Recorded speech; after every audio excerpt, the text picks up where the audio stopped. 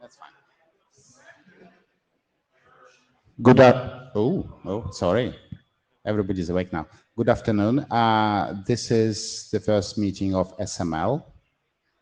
If you're in the right room, please sit down and take a seat and get ready. If not, find the room where you want to be. I'm Alexei Melnikov. I'm sole co-chair, and Bernie is graciously agreed to help out with admin. So he's sitting next to me. Okay. Hopefully people see Note well. I mean, it's early. If you haven't seen Note well, please investigate.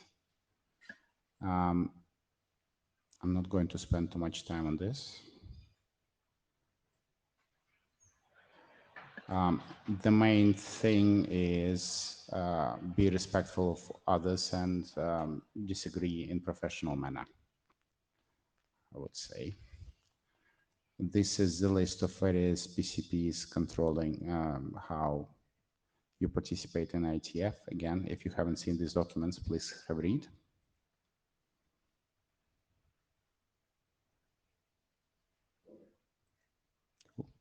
Hold on. And IETF conduct, RFC 740154, treat colleagues with respect, speak slowly and try to avoid slang, use well-reasoned argument, best engineering judgment, and think of the good of the internet. So with this, we have note-taking and we have a note-taker. Thank you very much. If you're remote, you will have, well, you should be on Miteco. If you're local, please use either local tool or full tool, whatever you prefer. Either one should work. Very quickly, this is our agenda. We have hour and a half, but actually it's quite packed. We'll start with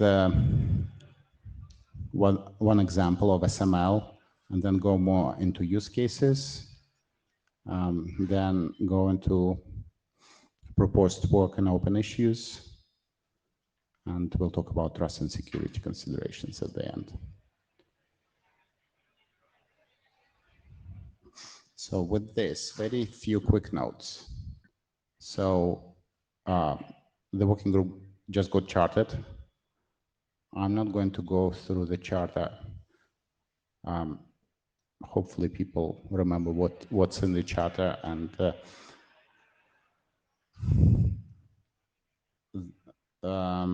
as we have quite a busy agenda, for some of the documents, there is lots of open issues.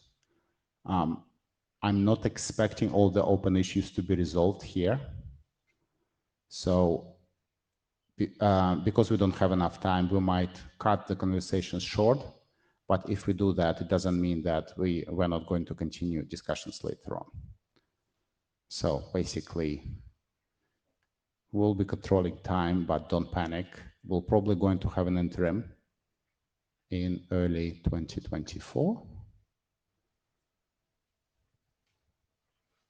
Okay, I should come back to that. And with that, let's get started.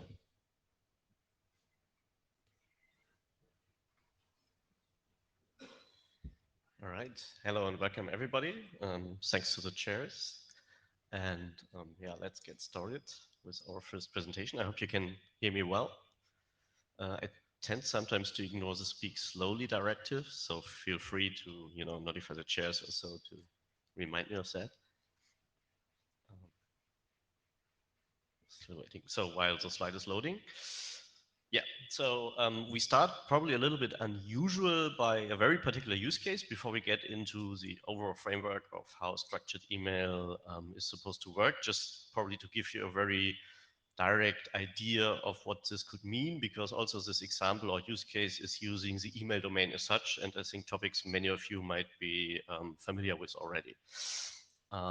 Next slide, please. So, yeah, okay, thank you. Yeah, so this is a particular example of what SML could be used for. So for those that have not been involved in the prior process in the BOF and so on, the idea of structured email is basically to provide a machine readable version of email in parallel or in alternative to the human readable version of an email, so that tools, clients, whatever on behalf of the user might provide certain functionality based on the content of that email. This use case which we show, as I said, is very email specific, and the use case is vacation notices. So I guess each of you already has seen vacation notices. So you send an email to, let's say, Bron, and you will receive probably, I don't know, a response, an automated response by Bron's Fastmail account, which says like Bron is currently traveling on the IETF. He will return to Australia, I don't know, in next week or something like that. So you might not reply to your email on time. And so these mails are typically handwritten, so you configure them within your email client application or within as a CIF rule on your CIF system, something like that. And it's human readable text typically, and the person that wrote you will need to make sense of what's written there, probably need to, create a task for herself, like I need to get back to Bron and so on. And yeah, so this is certainly something that could benefit from the email client being able to understand that actually Bron is absent, and like proposing, for instance, to create a reminder in the calendar, like get back to Bron when he's arriving back, or in case like Bron referred to a colleague in that email, like, if you need to have assistance on a certain topic, you can ask my colleague XYZ. And so the email client could propose to direct the email directly to that person instead, and so on. So vacation notice is probably mostly used or useful in business. Probably not so many private persons use it on a regular basis.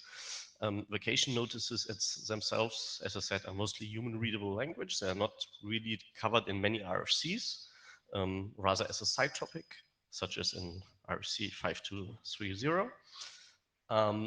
And typical data that is inside is like the period of absence. I'm away from this to that date. If the email is forwarded to another person or not in the meantime, automatically, or which other persons to be contacted for a certain topic. So what is now the idea? How structured email could make that situation better, or actually help email clients to work on that? And that would be basically to allow the absentee, so the person authoring the vacation notice, to include a machine readable version of that vacation notice. This could be widely automated because you already define in most client systems the time period formally, because you want to say like only send this autoresponder during this period of time. This might not necessarily be exactly your absence technically, because it's the technical factor of when the email is sent, but still it's probably overlaying for most of the people. And yeah, so that's one thing. The second thing is with SML, you could even attach that structured information to emails that you send out before you leave, like let's say 2 or 3 days in advance, because current vacation notices are autoresponders that are only sent in response when you're really away, so you don't want to send that before typically. But with structured email, you can unobtrusively include this in any regular mail that is sent out if you want so. And that could, of course, be helpful for the persons interacting with you, because those persons or the tools would know in advance already that you will be out of office like tomorrow. And that could help them to alert them like, okay, when I compose a mail to Bron like 2 weeks ago, it will say, take care, he actually indicated that he will be traveling or out of office starting tomorrow. So you would decide to give him a call instead. Sorry. Yeah, so that's basically whatever the mail user agent of the communication partner could do with that. Yeah, it could highlight that Ron is away. It could offer a quick action to forward it. I already mentioned that. And yeah, could also warn the user when composing an email. 2 slides more, so almost finished. So this is like a proposal for a JSON LD schema that could be modeling this kind of information. Parts of it are optional in a way. Maybe in general, it's not generally in the scope of this working group to define these kind of schemas. Yeah, that's actually mostly out of scope. So the working group itself will more about the mechanisms, how to put that into the email and so on, with the exception of the email domain itself. So for out of office notices, it is in scope. This is why it is here. This is also not yet supposed to be the final version of it. It's just to illustrate it, and I'm very happy to get some ideas on it. So what could be next steps for this particular draft? I mean, one thing is, of course, do you really want to standardize this particular example, or do we just use it as illustration? Because there are already people saying like vacation notices as they are used right now in human language are probably not a good thing in terms of privacy. So the question is a little bit, do we want to make that better or improve a feature which some people don't really recommend? That's a fair question. Another point is there is a reference implementation already of that. So it will soon be released open source within the next weeks. I'm also happy to give a short demo for people that want to see it afterwards. And so one question is now, is this a useful document as such, besides giving his intro to the session? What do people think about it? What could be feedback on the data model? Are there probably related cases that should be addressed as well, like not just out of office, but also a person left the company and has an hour colleagues that should be contacted, and yeah, whatever else you want to say. Thank you. Okay, mic is quickly open for discussions. Michael Richardson, running to the mic. Hello, Michael Richardson at the mic. So I think that there are certainly vacation issues with it, but there are sufficient number of privacy immune uses that this is really useful, particularly in the context of auto-responding bots that may have discussions with each other. And specifically that may want to say, this email is only for the use of blah, blah, blah. If you actually have an emergency, please call, whatever. And there's a lot of use cases like that that I think are really useful. And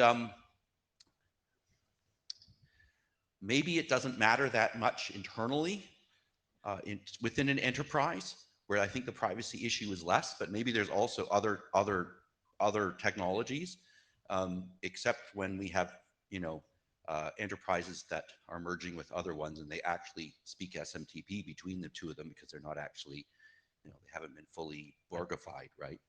So I think that's a really useful thing, and I think it's a really good example as well for other documents, because this is something everyone can easily relate to. Thanks. I'm sorry, I logged the queue just because we don't have lots of time, unless the next document is going to be use cases document. I'll let people talk a little bit longer. Philip? Hi, this is Philip Tao. I think this is an interesting use case. I understand it's mainly for as a reference for other potential future use cases. It strikes me as a little bit interesting because the vacation notices really are something that the end user is expected to consume, right? Like most of the important decisions are not things that the MUA can take. I think like some of the use cases you pointed out, I think are interesting, but ultimately the recipient needs to know this information, right? So I think that's a little bit different than kind of where I imagine a lot of the other use cases would be, where it would be something with a really obvious, fully automatable action on the recipient side. So I think it might diverge a little bit from other expected use cases in that way, and it might, I don't know, maybe mislead future adopters. The other thing is you mentioned sending it out before you go on vacation. Presumably you mean attaching that to your regular outgoing email for a few days. And that seems a little strange to me because that wouldn't, the machine readable part of those messages wouldn't be an alternative version of anything in those emails. Mhm. Should I comment? No. I think as a chair, I would say that's a detail. Let's discuss the specific of this particular later on. Pete? So Pete Resnick, and I was thinking about something along those similar lines, but I thought, oh, well, now you've got this JSON object that you could put maybe JCal into, and I could enter the out of office into my calendar. So there are actually automatable things here. And I started to go through, well, but wouldn't an iCal object be more useful to most clients now because they know how to insert that into a calendar? I guess I'm asking a sort of higher level question. For something like this, do we have guidelines or should we come up with guidelines for what the structure of this object should be? Because it would really be nice for this to be a first-class calendar object with all of the information that a calendar object has so that you could act on it in an automated way. And for other SML items, it seems like the same kind of thing. You'd want to find an object that sort of goes with that, that's already in existence, that you could pass to a client that does something interesting with it. Thank you, Pete. Ben, last word on this one. Hi, Ben Buchs. I think this is really good as an example because we need to make this somehow concrete so it's not so abstract. So I like that we include this or that this would be included. There's actually use cases to automatically use that. For example, when my company sends out order confirmations or subscription confirmations, a lot of people respond with out of I'm on vacation things, and supports gets these and they have to manually process that. So we could automatically delete all of these because they're not relevant to us.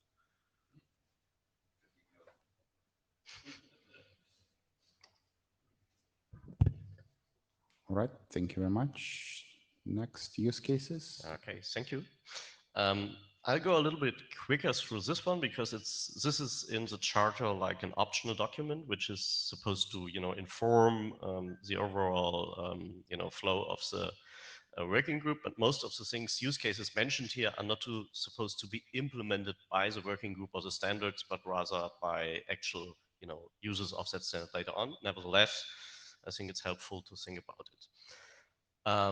So I made 4 categories and it's one slide on each one. So it's existing use cases. This is basically use cases for which a mechanism like this, like schema.org markup, is already sent by the existing ISPs that to support this, like Gmail, Yahoo, WebDE, 1&1, and I think Yandex maybe, or mail.com, I'm not 100% sure. Then I have something called sharing use cases, transactional use cases, and again, email-specific use cases. You'll learn about them already.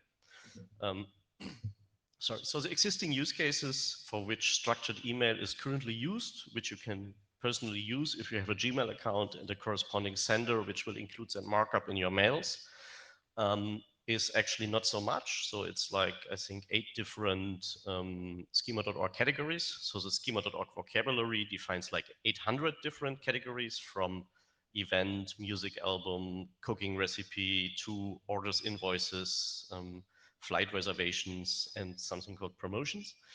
And basically these existing use cases exist, like vendors might include schema.org snippet, this is an order about this and that product with this and that price.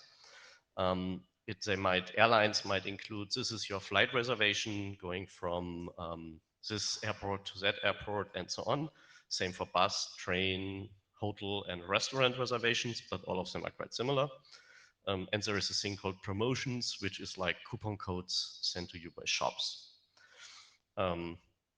Then another category, which is currently not supported by these vendors, is something used very often with other asynchronous communication tools like instant messaging, but also with email.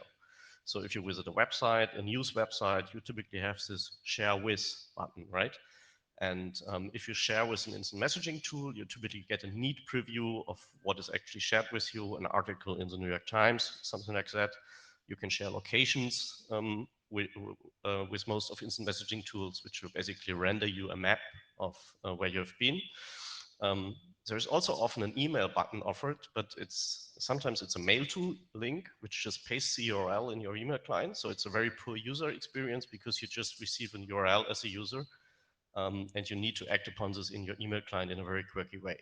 So it would be great, I think, if email would be, be in comparison with also the features of these messaging tools by making it possible for the email client to understand this is a news article that was shared with me, this is a music album, or this is a location, so that you can pass it forward from your email client to your Maps application, to your music application, and so on. And all of these classes are modeled already partly in schema.org. It's just that they are not acted upon by, by the vendors that already make use of schema.org.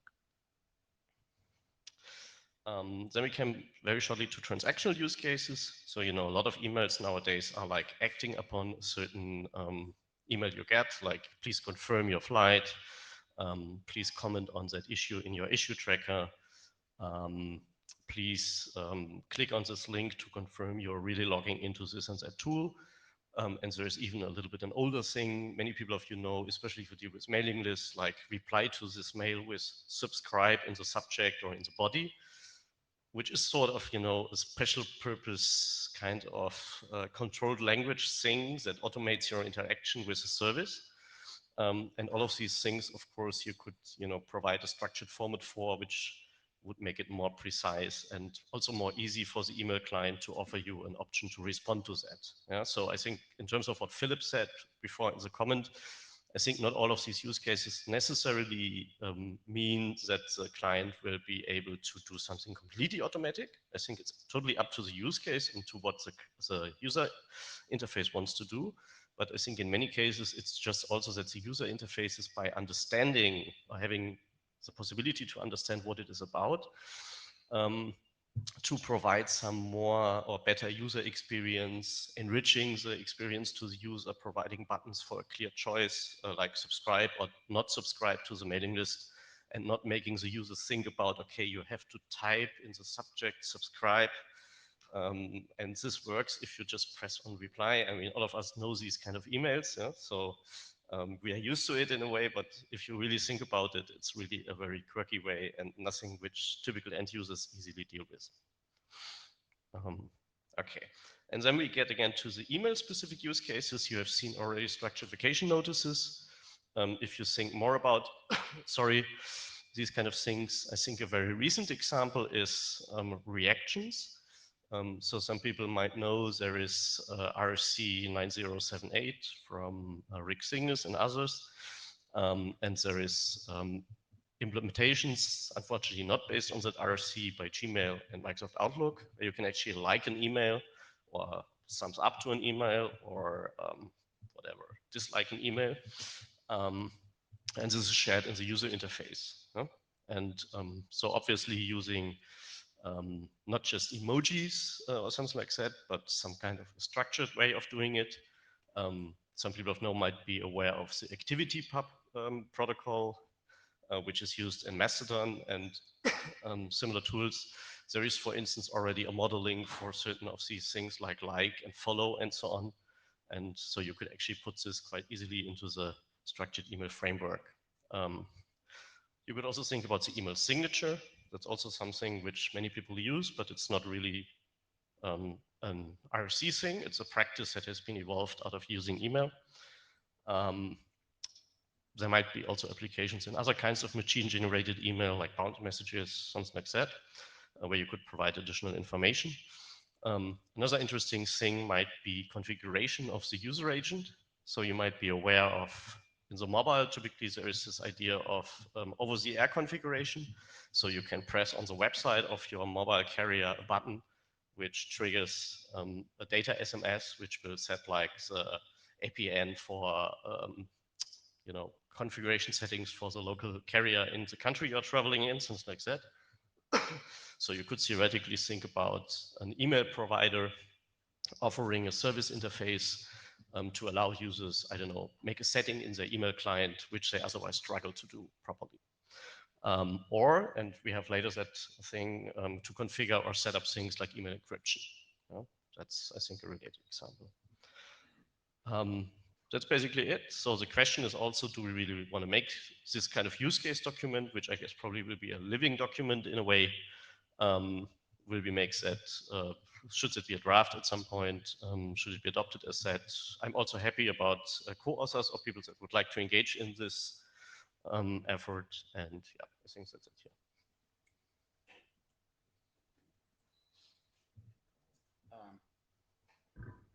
All right, let's have a quick discussion. Philip?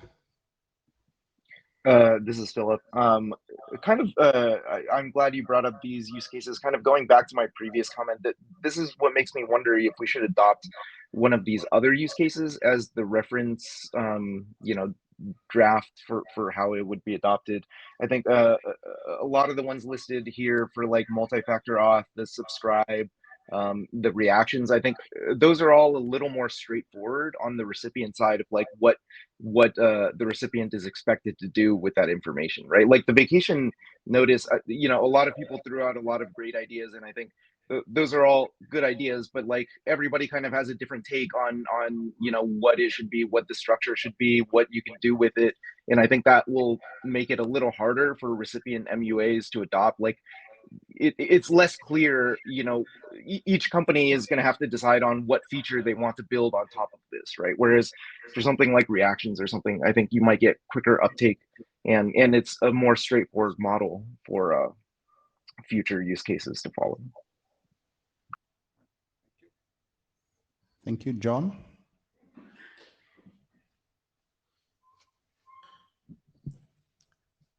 Yeah, John Levine. I think these are okay. I think it would also be useful to sort of step back a level. I had an interesting conversation over lunch about why don't people use email as much as they used to. And one of the reasons is because it's annoying. There's all this stuff, even without the spam in my inbox, there's all sorts of mail that I don't really care about, and the great example he gave was like, if you order something from Amazon, they say, we got your order. We're preparing your order. We're shipping your order. Your order is halfway there. Your order will be there tomorrow. Your order is on the doorstep, like, I don't care, so, I see you have a supersedes thing, but it would be really nice to sort of think back, how can we sort of minimize the quantity of interactions and improve the quality of interactions. So in this case, it's like if there was something in those Amazon things that would say, fine, like if it's in my inbox, just sort of put a star next to it to say something has changed, nothing urgent, and I think there's a lot of cases where we could sort of think back about how can we, basically make fewer, higher quality interactions, which I think would make people like their mail a lot better, and we could do that. Thank you. And Jim? Hi, Jim Fenton. Strongly agree with what John just said, by the way. I don't know if this is the right place in the discussion to ask this, but I'm a little bit concerned about what maybe the security implications of having email take actions. Like, I think one of the things that you touched on that kind of really brought this to front of mind. This is the last document today, is going to be security considerations. Okay. You happy to come back then, or? Okay. Thank you. I'm going to do the fancy tool with a quick poll about whether people think, after hearing this presentation, whether the document is ready for adoption call. So.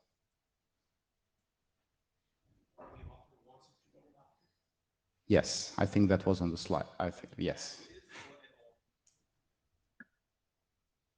As a reminder, this use cases is in our charter, but there is a special word saying we are not actually obligated to publish as RFC. At this point, I'm not asking you whether we should publish it. It's just the adoption call, whether people want to work on this in the working group.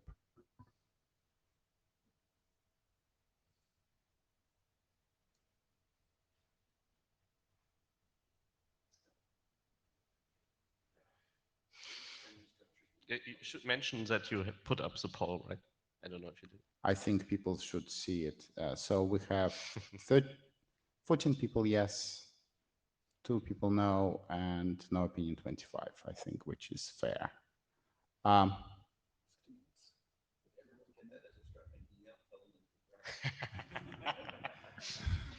And just, yeah.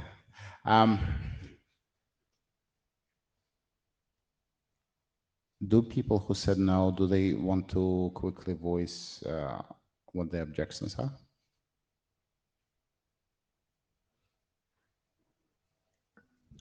Hi, Neil Jenkins.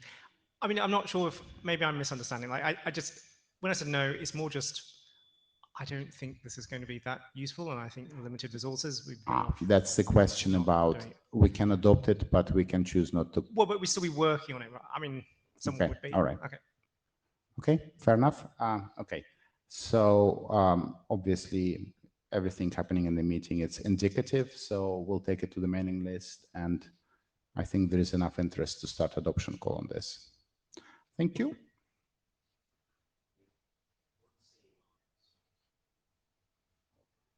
Next. Sure.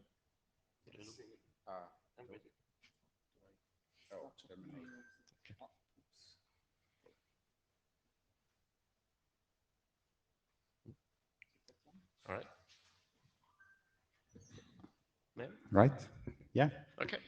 Now we're going to specific meat of this, and as I mentioned earlier, there are lots of open issues. We don't have time to actually discuss. We tried to discuss some of them, and we took like 2 hours to discuss some of them. So don't worry, we'll get to them. All right. Thank you. Yeah, so feel free in this presentation, because it's a little longer, maybe even to step up in between.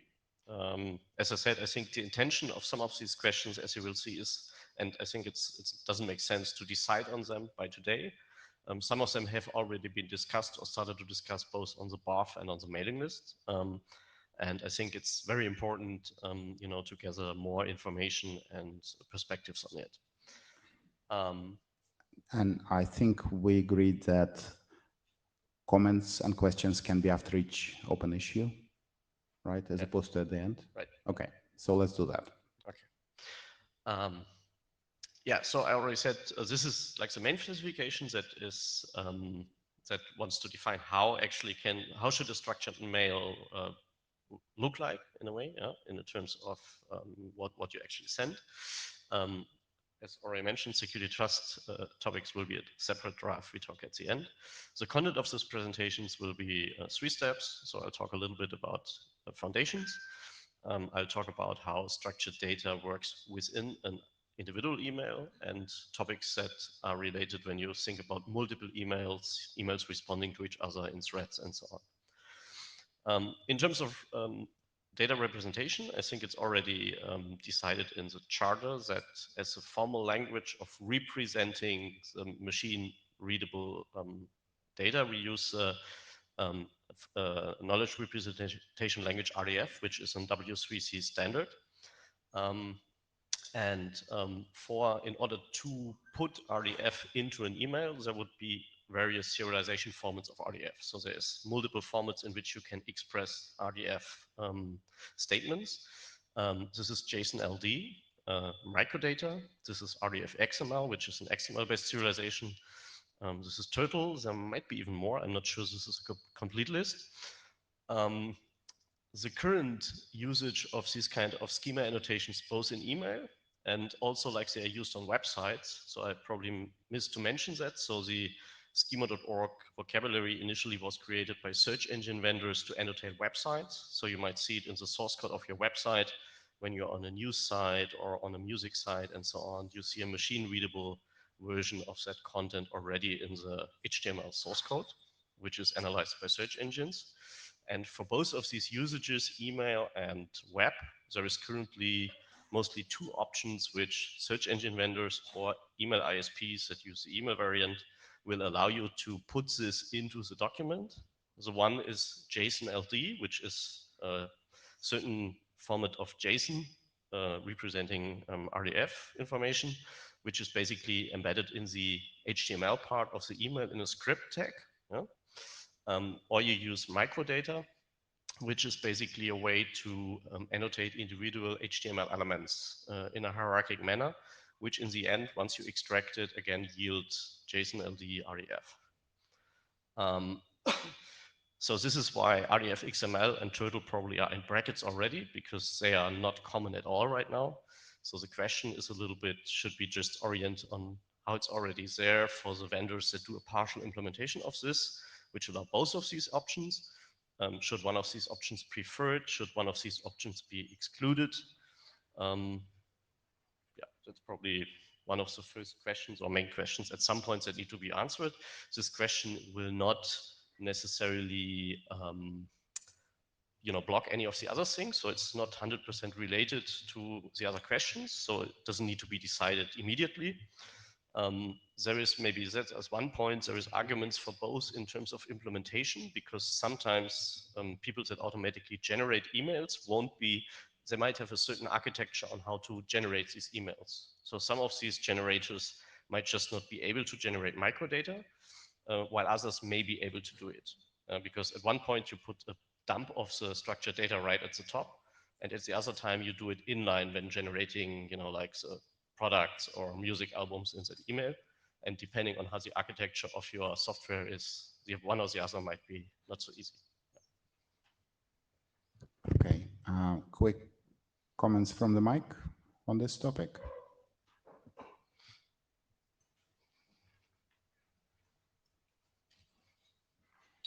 Hey, this is Jacob Alexa from MailKit. So I would strongly recommend using the XML, at least for now, because we have experienced that there are still a long tail of mail servers that still use mail filters that will redact anything that looks like JavaScript, JSON LD being a JavaScript. So even that's just maybe a 1% of all the mail servers, it still has impact, and maybe in the future it can move on to JSON LD. But at the moment, XML is safer. Oh, when it comes to microdata, that's from our perspective as an ESP, it's much more complicated to do microdata than just dump it in one place.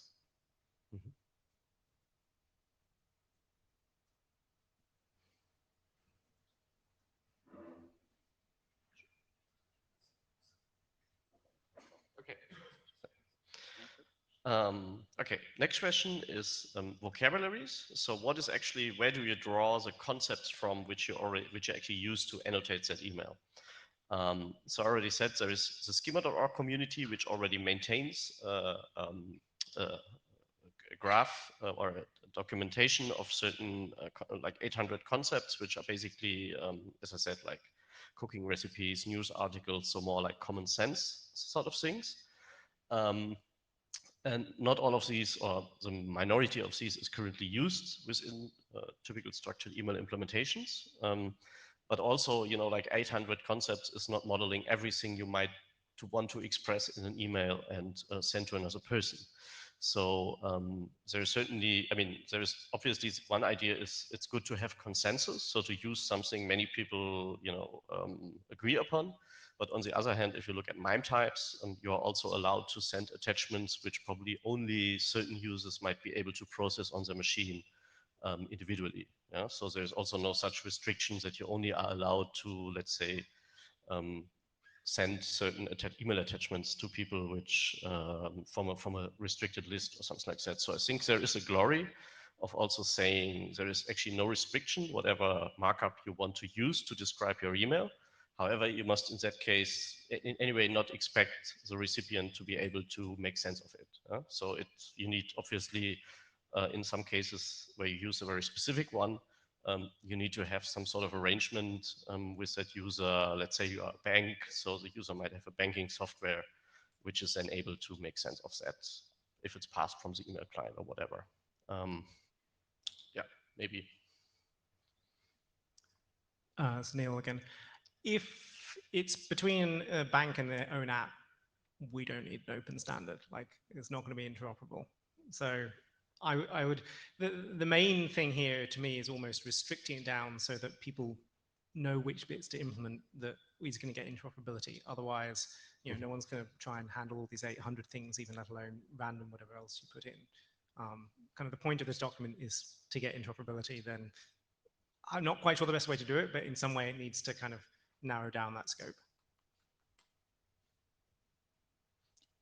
Even though, to be clear, it's not the idea of the working group as such to, you know, in a similar way that no working group ever attempted to, you know, define actual use cases for MIME attachments, right? It's probably okay to have an idea what it might be used for, but it's not the idea of this working group to exactly say you need to use it for banking or not. Yeah? So the use cases are not meant to be instructive in that sense. But the working group is supposed to provide a framework under which, you know, senders and email clients can choose which kind of structured data they want to process or not. Just think of it as MIME attachments you get, right? But it's not files, but it's like structured data instead. Okay, Michael Richardson, very quickly, and then let's move on to the. I didn't understand the privacy of the non-interoperability of the bank scenario, because in my mind, it's always third things that want to tell me something with my MUA that they didn't pick. So I don't understand the bank doesn't need to be interoperable. The previous speaker said that. So for instance, my bank is sending me PGP encrypted records of my banking account. Yes. Right. And I might have a software of my bank which helps me, which is not connected to the internet, or an accounting software or something like that, which I might want to import this into. Right. So I agree that's non-interoperable right. requirement, but as soon as you want to import it into your QuickBooks, it needs to be interoperable. Right. Right. So that's the interesting case. Right. Right. That, as you said, if it's your bank software, right. I mean, it could be doing it by SneakerNet or whoever. Right. Right. Yeah, okay. Should I continue? Yeah. Yep. So this probably is the most controversial thing, and probably we should not, you know, decide and too much discuss on here, because this really needs to be worked out. Two very general things. So on a logical level, I think there needs to be a distinction between a structured email is supposed to be a partial representation of the human readable content, which means like, let's say it's a newsletter and saying, you know, there is like 5 new books and 5 new music albums, which are presented here. But if the structured content is only for the books, you know, you still want the user to read the actual HTML part of the email, because there's more than that was annotated in the structured data. Yeah? So the structured data is just used as an, let's say, add-on information that the email client may use to provide other interactions, automation on that. But still, in order to grasp the content of the email, the user will need to make sense of the actual content. Or let's say in the vacation notice case, I might have the structured vacation notice, but there might also be a human readable text detailing a little bit more than the structured data will allow. So I will probably also be able for the user to read that. Full representation in opposite is a case when really the email is fully representative in a like multi-port alternative way of the content of the email. So the email client may safely assume that whatever it does based on the structured data information will not hide or block any information from the user. So the HTML or text representation in that case will just be a fallback for clients that are not able to do the automated processing. So I think this is an important distinction which clients need to be aware of, because it might change their choice of how to do the user interaction and display. So that's one thing here, and there's an orthogonal thing, and that's the question of actually how to convey that structured data serialization within the email. And as I already said, there is currently, first of all, the usage of JSON LD in the script tag of the HTML part of the mail, which certainly is dirty from a conceptual kind of perspective. So the cleaner way might be a multi-part related statement, for instance. In the full representation case, obviously multi-part alternative would probably the choice based on how RFCs and email works in that sense to deal with that. There are some side questions coming up from that. I think they go even beyond that. But yeah, this is also a point that was already discussed on the mailing list a little bit, and certainly one that will be hard to figure out, because it's mainly also a question between like what is the best way to do this from scratch, but also how important is it to consider to be like downwards compatible, which is already around by some senders and ISPs like Gmail, Yahoo, and so on. This is Pete Resnick, so I agree the discussion's ongoing and it's going fine. You don't have on this list non-representation. So the vacation example where I add my vacation notice to some random other piece of email during the week before I go on vacation that has nothing to do with my vacation, but I might convey this additional piece of data. I think it's at least worth mentioning. Fair point. I would say it might fall under partial representation, but it's worth thinking about if it's worth to make that even. Yeah. Okay. Good point. Neil, this is very. Oh, no, I'm not next. Sorry. Yeah, you're next. Oh, yeah. Sorry. Yeah, got confused. Very brief. I don't care too much which representation, they're all kind of fine, but I would say that there's a quite significant chunk of existing usage which would be probably quite hard to change, and so there's definitely an advantage there. Okay. Ben? Oh, sorry. Last word on this, and let's. Ben Buch.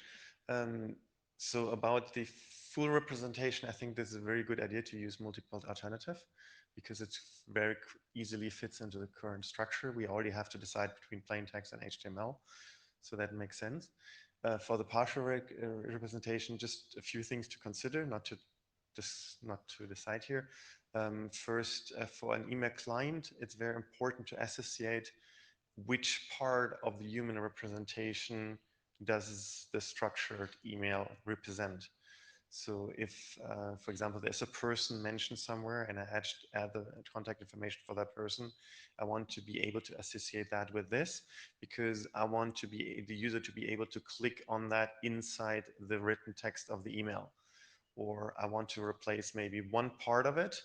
Maybe I switch the entire HTML part with some custom UI, and I want to do that inline. I don't want to do that somewhere like an attachment at the bottom or at the top. I want it exactly where the user looks at it, especially if you have multiple parts in there. So the association between structured email and the HTML part is very important.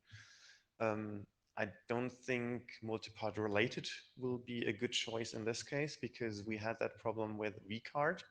In Thunderbird, we had this option to keep attaching vCards to all outgoing email, and that was interoperability problems on the receiving side, because people keep seeing these attachments, and then people didn't know if the receiving user email client didn't know what that is.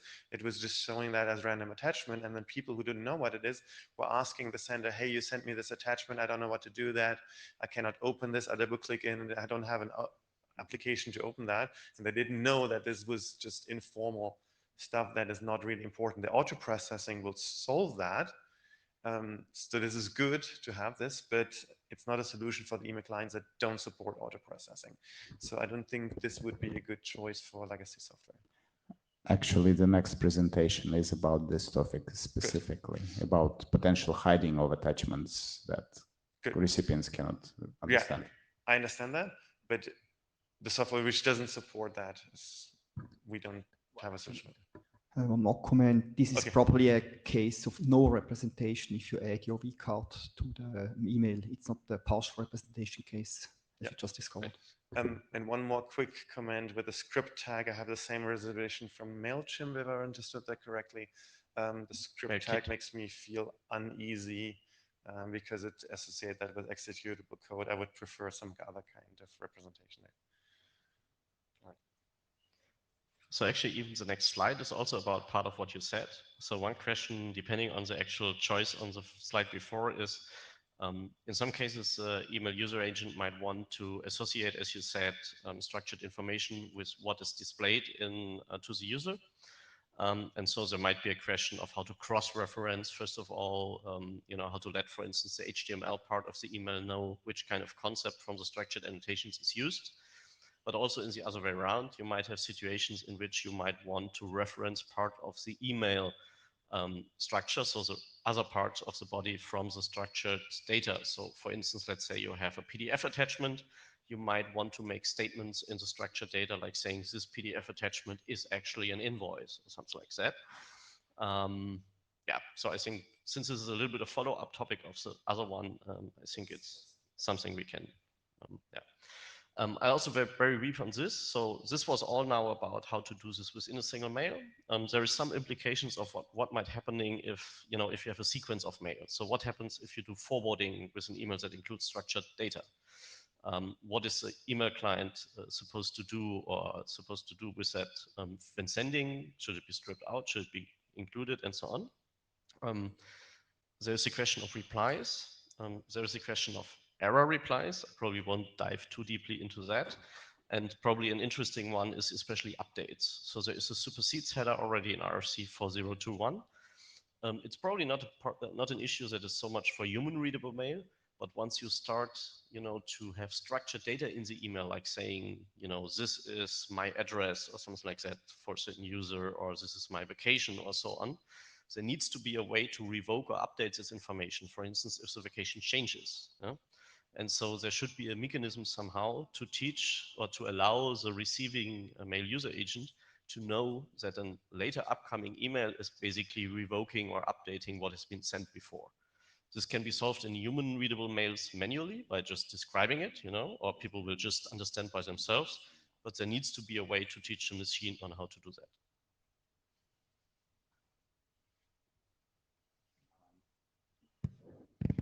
We are a bit over time. Do you want to continue a bit and maybe truncate the last presentation on security? Okay, all right. Go on. Okay, Jacob again.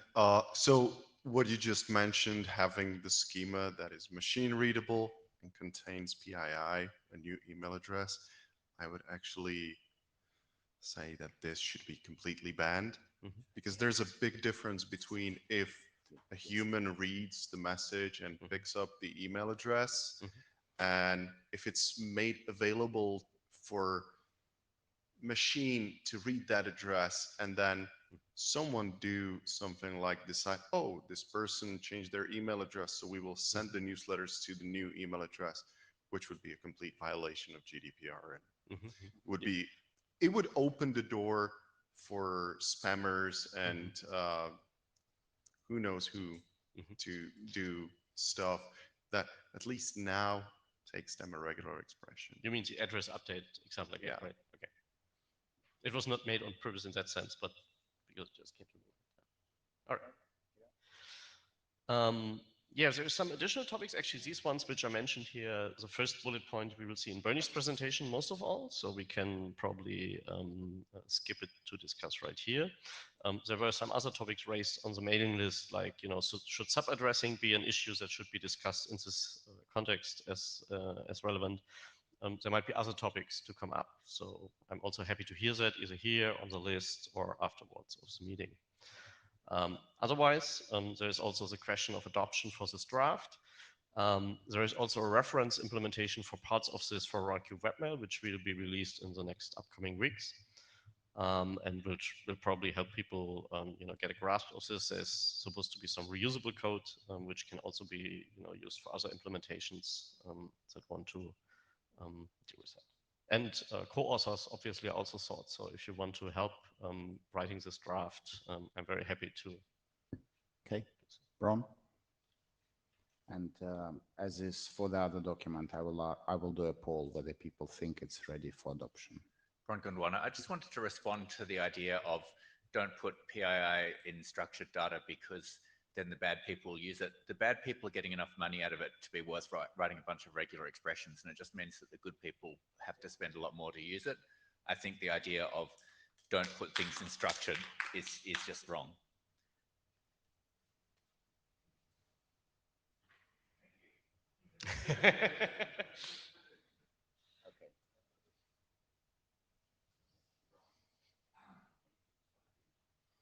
Okay. So with understanding that there probably would be other documents of this type, but I'm calling this document the base document for now, just for clarity. Do people in the room and online think that this is ready for adoption? Call.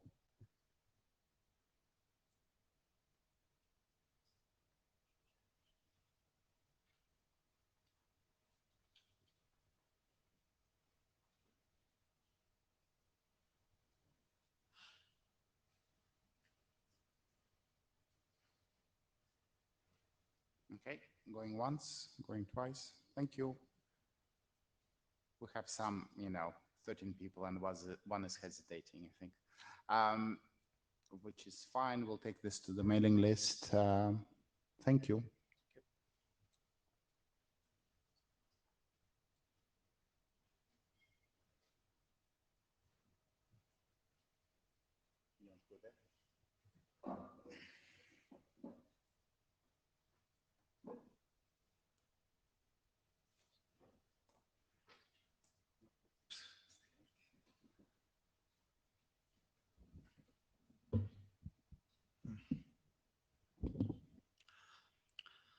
Okay. Hi, it's Björn Höneisen presenting here one of the drafts I wrote in summer. It's regarding marking on a mail layer, marking content that contains structured email parts or parts of it. So the motivation for all this is that so far we are kind of in the wild, that there is no clear specification when there is content with structured messages in it. It's kind of, most of the people do it by embedding structured content into the HTML, inside the HTML by a tag, which is not really easy identifiable on the mail layer. Another is, that was also mentioned today, there is no means so far in the system for hiding content that is meant for auto processing. It was already mentioned, for example, the V card may be confusing for people, or like an attached PGP key may be confusing. And a real case example is that the receiver sent back that about this attachment of the PGP key, can you send that to me in Word? Yeah. The other use case, not sure whether we can really solve it, is that some email systems bounce emails that have attachments that are unknown, especially if there's the key attached, then they bounce the whole email because there's an unknown attachment. In general, about this draft, this is kind of early stage and nothing is carved in stone, so don't worry that there are some decisions made. It's really just a means for discussion at this point in time. So the scope of the draft is that kind of twofold. The first part is any structured SML message that we are like discussing here. We still need to decide about this embedded stuff, like there is structured content that fill a whole MIME node, and there's a content, as I mentioned, that is embedded into some HTML. And we are not yet sure how we will go on with that, and this will be a decision for the working group to be made.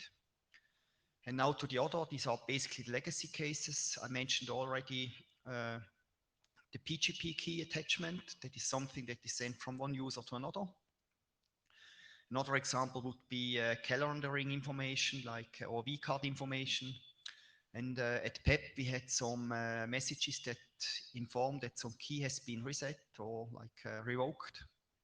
And that's also an automatic message that the user usually can't do anything with it, but the client behind can actually mark that this key is not anymore valid.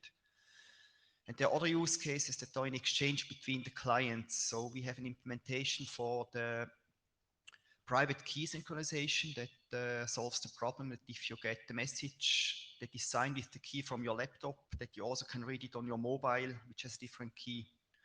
And to synchronize these keys in a secure manner, there's the key synchronization message. This is the other existing use case. There are plenty of others that exist, and one question is like, how well are they in scope of this working group, the second half of this slide. So I drafted some requirements. The ones that are grayed out are not that really addressed. So basically the first two that are at the moment like proposed or addressed is marking a whole email message for automatic processing. I will get to that, back to that in the next slide, or mark a MIME entity for automatic processing. Later on, we could also like discuss this other structure, like the HTML embedded stuff. Do we need some hint whether this stuff is required or optional for automatic processing? Do we need kind of identifier, like what kind of content it is? And what I think we will need is kind of some indication whether this should be hidden from the, let's say, ordinary user or not. These are just some requirements that need to be discussed in the course of the development of this document. There's one general thing, like automatic processing is kind of generic term. It can be like that the user doesn't do anything, or it can be the user clicks something, yeah, yes, add that to my calendar, or do something with that B card, or import my key or whatever. Or some systems just say the system automatically imports key and is scoring all the cases, but probably need to be refined later. I made some examples. As I said, you mark the whole mail for automatic processing. That's, as I said, for example, this key synchronization message, a normal user can't do anything with that. From one client sent to each other, normal user doesn't know what to do. So this is something the user shouldn't even see, which is typically the case in this case. The suggestion is to reuse the message content and add some information about that it's structured and auto-processing. Whether or not the syntax will look like this at the end, it's written on another page. The other use case is kind of mark some MIME leaf or some MIME node that this contains structured content, and this could be done by a reuse of the content disposition header field. Saying structured auto processing, or the second one is basically some enhancement of existing content disposition header fields. Like if it's an attachment, you can give some more information for the attachment. Like file name is already something that's possible, and the new one would be auto processing to cover the use cases I mentioned before. Then the last slide is like about to tell you there are lots of open issues. We need to decide on the requirements. I already made an initial list. Probably this can be expanded or shortened. Two examples is the marker for the embedded SML content, that the stuff that's embedded into the HTML, for example. We need to define somewhat whether hiding and auto-processing is the same. I don't think it's the same, because some stuff can be auto-processed and shown to the user. So these questions will need to be discussed. Probably we need to call more use cases, and one thing is also, do we need to mark also MIME branches or only MIME leaves? Like, do we need to know in the beginning, okay, somewhere down this MIME tree there is a structured content, or is it enough if you just mark the exact structured content? Is the syntax suitable? Or what was also mentioned today in other slides was the implication when you forward a mail or you reply to an email. Then also the rendering considerations, so give guidance to the user agents on the receiving side, like what to do for human recipients. There is like fine-tuning, enhancement, and most of the section need improvement, like especially the definition section. That's it so far. If there are any questions, I'm happy to answer them for you. Philip, go ahead. I wonder, should this just be included in the base draft? Does it need to be split out separately?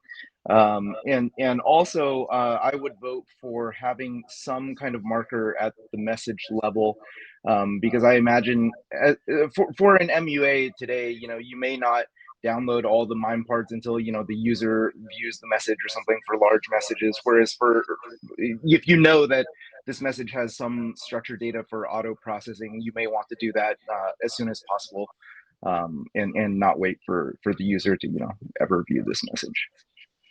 Yeah, for the second one, this is kind of related to the question whether we also need to mark notes, especially for that case that you don't need to go down the 9 tree, and we could also extend that to the message level. That's kind of open for discussion. I can take that. And the other one, merging, not sure whether this is a good idea, especially because that document may cover stuff that is not so fully in scope of the document, of this working group, like, as I said, these legacy cases, and I'm not sure whether the legacy cases should then show up in the main document. But I'm generally open. I just at the moment don't think it's a good idea. And we can decide this in a working group. Sure. Yeah, I mean, I am generally in sympathy with the idea of marking the messages as needing special processing. I mean, I think that given what we're doing, and since there's an unlimited supply of message headers, I would rather invent new headers rather than try to squeeze it into existing ones, just because if you try to squeeze it into existing ones, then you're going to run into issues with parsers that understand the old syntax but not the new syntax. But the main thing I want to say is, in this and in several of the other ones, I really would like to hear more from people at large mail systems who are interested in implementing this. Because if Gmail and Yahoo say, like, we scan the whole message, we don't care, don't bother, then I would say don't bother. On the other hand, if they say, yeah, actually it would be useful to be able to have the stuff up at the top so we know, what to pay attention to, then that would make more sense. But at this point, I mean, none of what you're saying is obviously wrong, but it's all kind of guessing in the absence of implementations. And I really would like to get more, at least more implementation intentions to understand what's worth doing. Well, I conquer that in a way, also in the absence of clearly defined requirements, which is pretty similar. Like, the requirements are not yet too clear exactly what we need to do, which is kind of similar to that what you said, I would say. Anybody else? No. All right. Thank you very much. I think that's it. Thank you for saving us a few minutes. Okay.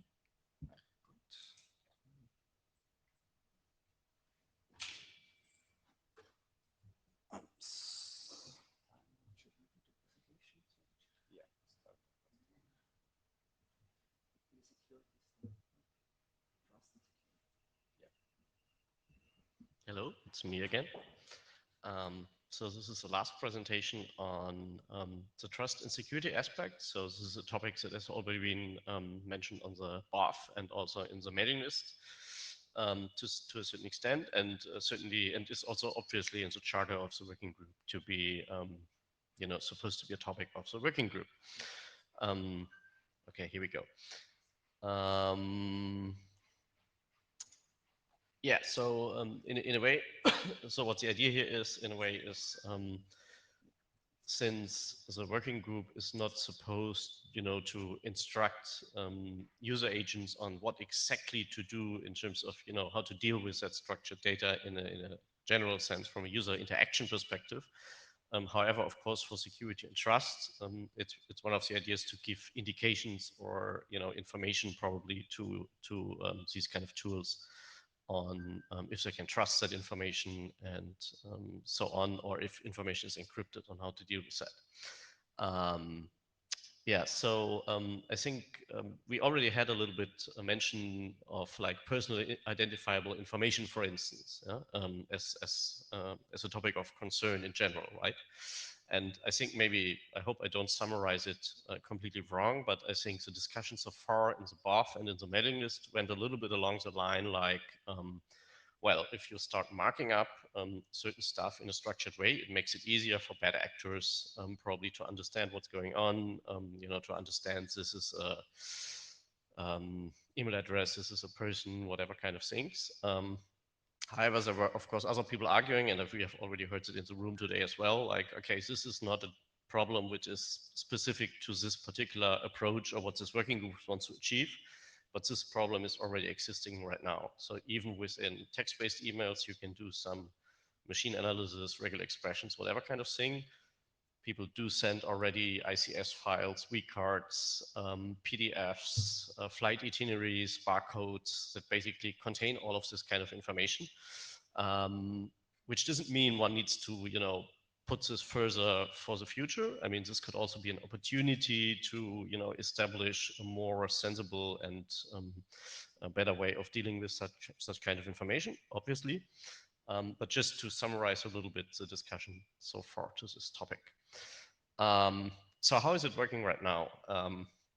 I said already there is a little bit of usage of certain types of the schema.org annotations by some senders and large ISPs.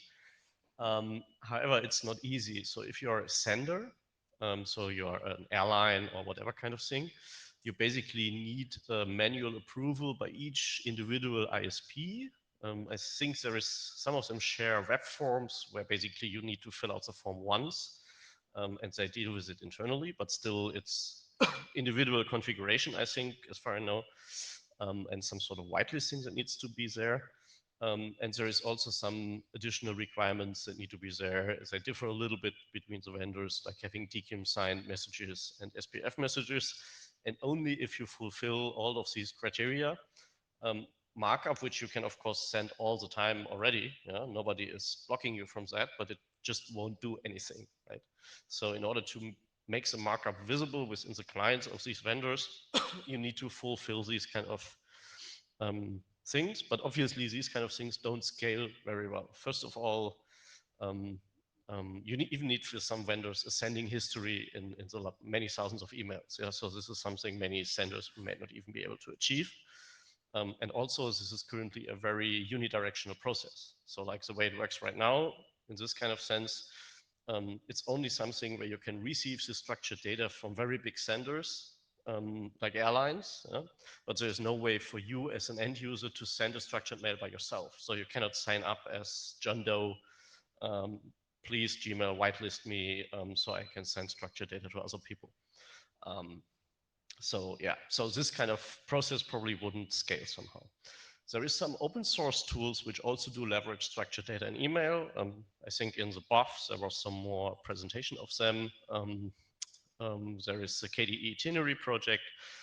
There is in the Nextcloud system a certain processing of this kind of data. And they basically don't have any restrictions. So as soon as they see some schema within the mail, they will allow you to, whatever they implement and doing it with them, like importing it in your travel itinerary app in the K itinerary thing. What we did in the current reference implementation, just to make some initial thing, is basically in Roundcube, there is a notion called trusted sender, which might be a little bit of, I don't know if this is a word probably used in other contexts as well, but within Roundcube, that basically means if you receive an email which includes a reference to a remote image, which is also a privacy issue sometimes because these kind of images might be used for tracking. Roundcube, as many other email clients, might offer you, or might not show you this image initially, but might give you a choice like, do you want to show this remote content? Do you might want to show it just now? Do you want to show it forever for the sender and so on? And technically, this will add the sender to a special address book called Trusted Senders, which will make sure that remote content images from these senders will always be shown automatically. And we are currently just piggybacking on this mechanism in case of structured data is included in that email. There is also work at Morg on this topic. There is a BCP forthcoming, maybe even published in the last couple of days. I didn't check it out. So yeah, that might also be a way of collaborating within Morg here. In terms of security concerns, I already said one of the concerns might, and this is an analysis I think this working group should do. One is the mere fact that the data is structured and more easily probably to analyze. There is a concern of a divergence between structured data and the human readable data. There is a concern of automated processing. So if the user is no more involved or can, create automatisms or rules on how to process the structured data, depending on the use case, this might be a concern, or might need to have things to think about. And yeah, external references in a way, of course, also are an issue because in some structured data you can also embed images. Similar, you can do it in HTML emails or image URLs. So that challenge, I guess, is similar here as well. Question is there any more security concerns to be considered here? Probably think about it and let's have that discussion in the end or on the list, because I would just proceed, Ben, if it's okay, because it's not so many slides. Then there's a question of, okay, what mechanisms could this working group basically apply in order to cover some of these threats? So obviously one mechanism that is on the play in terms of privacy or personal identifiable information would be encryption. You know, one could, for instance, say structured email will only work or should only be processed, shown, whatever, by email clients if it is encrypted. No? I mean, could be done. Structured email mechanisms might even be used in a way to more easily set up encryption between different senders. I mean, this is already a little bit what PEP as an approach does, you know, automating the establishment of encrypted data channels. Different from that, there is also the question of trust, because since structured data can be, you know, shown by email clients in a more privileged way or allowed to be processed in a more privileged way, you also want to avoid spoofing much more probably than you want to do it in regular mail. So there's questions about things like SSL trusted senders, maybe sender signatures, domain-based signatures like DKIM, maybe something like specific transaction identifiers, which say like, okay, there's a secret which somehow the sender knows. Like if you already send an email there, you have the message ID, you reply to that message. It's probably also something that establishes some trust. It might be a mix of these things. I think in general, this also gives, in my personal observation, a little bit room for this topic as such, even beyond SML, because my impression is this is particularly discussed right now in a context like Morg and so on the server side, but not so much on the email client side. And this could be an interesting discussion to reconcile the notion of trust against emails in general from a client side in a certain way. But that's just a personal note or opinion here. A side question is, if we think about things like encryption, if there should probably be a distinction between certain use cases, like saying there is certain data which is totally okay to send, like I share a news article with you, I share a music song with you, even if you could argue, already this might expose some kind of sensitive information in a certain sense, you know, like what somebody thinks you're interested in, versus, you know, you send something like, I don't know, a bank statement or something like that, or address data or something like that. So the question is, should there be probably a distinction or guidance based on that? Oops. I can't click further. Oh, sorry. Okay. Yeah, so the draft actually is more or less now trying to build a scope for discussion and of collecting these things. There is only a very small section on certain guideline, like saying only process if it is trusted, without specifying which kind of trust mechanism right now to use.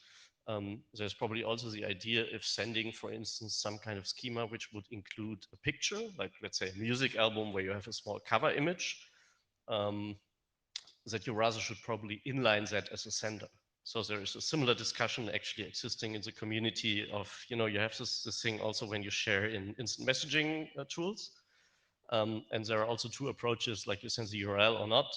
And this also opens up a tracking mechanism somehow. And so the privacy sensitive measure would rather be, if it's not so much data, to inline it, you know, within the snippet instead of referencing an external URL here. But that's just an example of what kind of implementation guidance could be delivered here. All right, here we are. We even have quite some time, I think, or a little bit of time for discussion. Okay, Jim?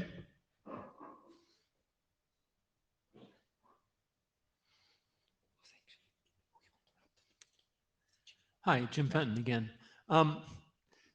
So several aspects of this are a little bit of a concern. One is, I mean, you're talking about perhaps authenticating the sender using something like DKIM. One of the things when we standardize DKIM is we want people not to use DKIM for things that require higher level of trust other than sort of like, is this message probably from them? We were concerned about people doing things like using DKIM keys for encryption keys in general for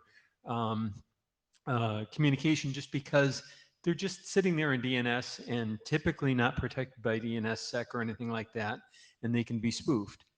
So, that's one concern that I've got.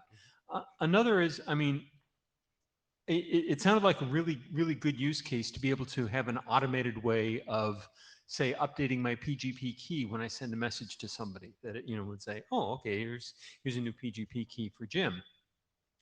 But the sort of the question not only of the whether the domain sending it and so forth is trusted, but what the scope of that trust is.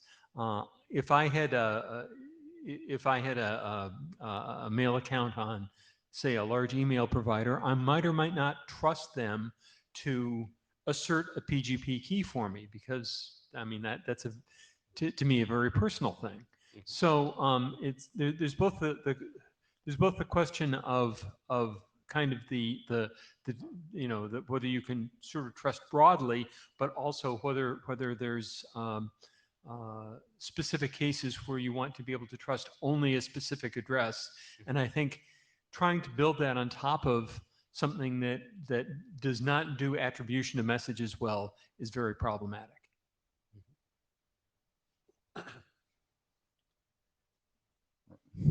Ben? Hi, Ben Buchsch again. First, I have two comments. The first one, maybe how to frame the trust discussion. It seems to me that there's a lot of issues mixed in this one specification from a lot of perspectives. So maybe you could frame that in three different ways. What is the issues that a client needs to consider when it displays the structured data? The second is, what does the sender need to consider? There is a given standard, a given format. What do they have to consider before they send something? And then the third question is, for us, what do we have to consider before we standardize something, either as IETF or in schema.org, before we say this is a good use case, please use that. So the third question is something more internal, whereas the others are for implementers. And I think there is value in all three of them, but I think it would make sense just to not confuse people to make three documents out of this, because as an email client implementer, I don't care what the sender has to concern about or what the IETF has to think about. I'm concerned only about what I do during display. So the target groups, the target audience for these documents are completely disseparate. And I think it makes sense to frame the discussions in different ways. That would be the first comment. If I may, can I make the second, or do you want to say something about this? Can you ask a second? Would you like to answer to this, or should I just make a second comment? In any order. Do you want to answer now? I mean, I like your general idea of adding that kind of structure. That's certainly worthwhile. I have no strong. I'm probably a little bit unsure if it makes sense to split it into three documents, or if it does harm. If it's clearly structured, that it's mixed in one document. I don't care so much about that, actually, personally. My understanding, it can be just different sections in the same document, right? Showing different point of view. I don't know. Maybe that's too early to finally decide. Right. Also, I think the part that is for us is going to be the longest, because there's a lot of complexity in this.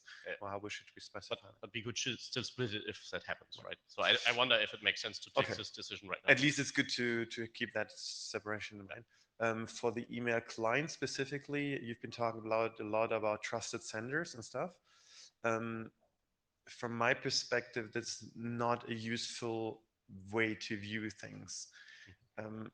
Anything I get in as an email client, I consider untrusted. And what's important, for example, is that we don't trigger outside notifications. So there might be somebody that I trust because I sit in the airplane of Lufthansa, but I don't want to tell them that I read the email. So it's not easy to define trust here. So I think there's other aspects that we need to take care of. For example, that we don't ping back external services unless the user specifically requested that. And then it's fine. Things like that should be in the client document, but I don't think this trusted thing is really helpful here because it's not so clearly defined. Thanks. Agree with that. Yeah. John?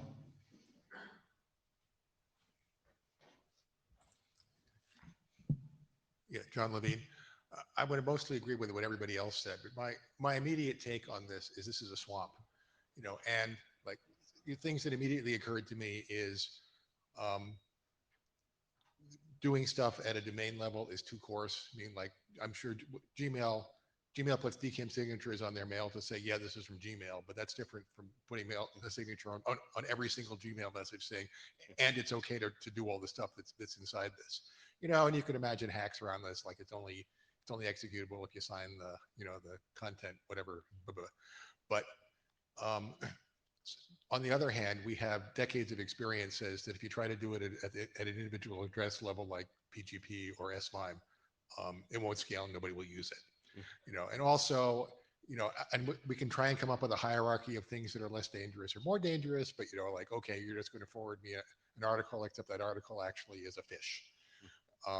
So I think it would be useful to me if we could try and make up a big list of scenarios and try and see if we can sort of group them into groups of things of comparable risk. So I think it's too early to try. I mean, it's too early to try to specify the solutions to this problem because I, for one, have no idea what all the aspects of the problem are. Right. Just to be clear, by scenarios, I mean like on the first slide, like thinking about what could be attack vectors or, you know, like issues that arise here are, right? Yeah, I mean, like for any particular kind of content, you know, here's a nice sender, here's a malicious sender. What sort of bad result is the malicious sender trying to accomplish? Right. And is there any obvious way to distinguish the nice ones from the bad ones other than by individual addresses? Okay. Just one very quick comment because it was mentioned twice in terms of DKIM, so I'm aware it's, you know, there is some controversy or it's not necessarily meant as a trust measure. So it's not necessarily meant to be here like this is like it should be, but I think there would also be merit in saying like, okay, this is actually something you should not consider a trust indicator probably, right? I mean, the main reason I mentioned DKIM is that it's the only domain granularity signature we have at the moment. Right. Okay.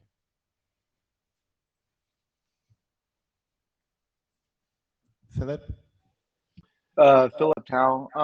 I wonder if we shouldn't define too much into this in the base spec. Sorry, I'm hearing a little bit of echo myself. And leave it up to each of the individual use cases. Because like the previous slide was trying to list these different use cases, some that require more trust and some that require less trust. And that seems kind of almost out of scope of what we're trying to do here in defining the base protocol. I think like, you know, an example was brought up earlier of distributing like PGP keys. You know, if they decide to use structured email to do that, they probably are in the best position to decide, you know, what kind of authenticity and confidentiality is needed for that. So it seems like we might want to issue some guidance, but maybe not any strict requirements here. Thank you. Neil?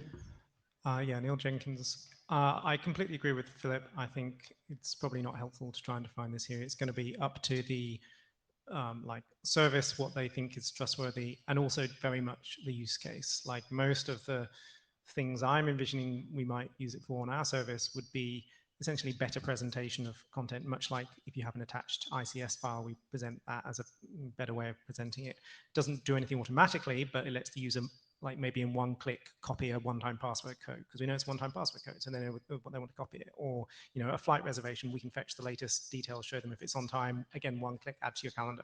These are things that I don't think require extra trust because they're, it's just a better presentation of the stuff that's already in the HTML. You could line the HTML anyway and stuff. But so it's going to depend on the use case. And I imagine, yes, also the vendor, what they want to do. Okay. Thank you. And with this, we have 12 seconds remaining. Yeah, So quick. also, yeah, go. Also, there's just one mention. If there's co-authors interested in that, I already have one person that's probably willing to join this, but still get in touch with me as well. Or if you have enough other feedback in that sense. Okay. So as for the other two documents, I would like to do a very quick poll whether people think this is ready for adoption call. The security consideration / trust document. So the document we just talked about.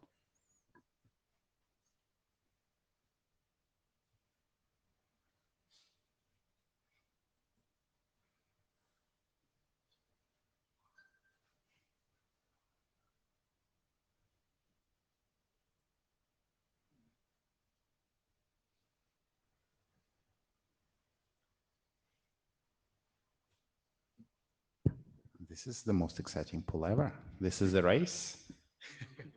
Can I also vote? Yes. It's 50-50, yes and no. We don't really have time to discuss this. I think we'll take it to the mailing list. And then follow up there. Well, thank you very much for coming. You had a final slide you skipped in the beginning, right?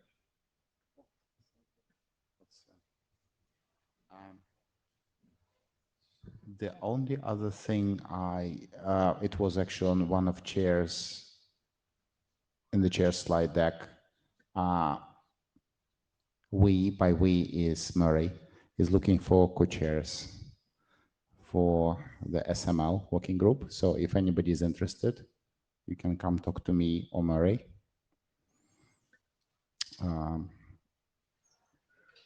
Yes, and I intend not to stay co-chair for this for very long. So I would like to, my goal was to help bootstrap this, but I think I will step down around March, no matter what. So please come and help. And as I mentioned, we're also discussing interim meeting, probably January or February. So we'll ask on the mailing list about dates and we'll keep talking there. Thank you all.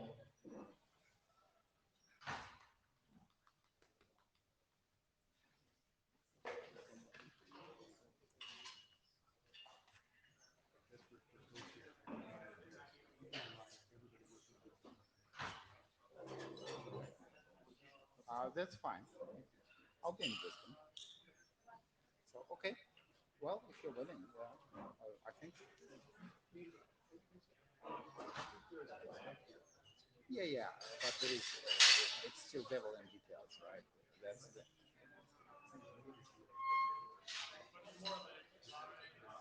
We know. Yes. Yeah.